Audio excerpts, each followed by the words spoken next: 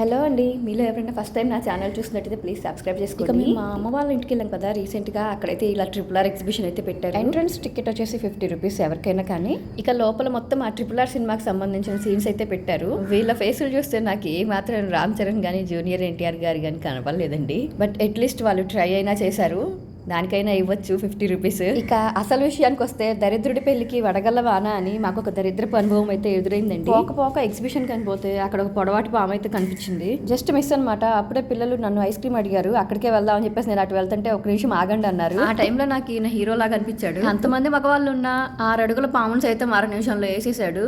అయితే పూర్తిగా చంపలేదండి, తీసుకొని వెళ్ళి వెనకాల వదిలిపెట్టేసి నేనైతే ఆ భగవంతుడే కాపాడాడు అనుకున్నాను. పిల్లల గోల భరించలేక ఒక టాయ్ ట్రైన్ అయితే ఎక్కాము. వీడు ఆపండ్రా బాబు అన్నగాని ఆపలేదు, ఎవడెక్కలేదు. వాడికి 10 రౌండ్లు పైన వేసాడు. లాస్ట్ లో మా ఇద్దరు పిల్లలు ఇదైతే ఎక్కారు. వీళ్ళ పరిస్థితి కూడా అదే, ఆపమన్నా కానీ ఆపలేదు వాడు. ఇటువంటి ఎగ్జిబిషన్స్కి వెళ్ళినప్పుడు మాత్రం చాలా జాగ్రత్తగా ఉండండి.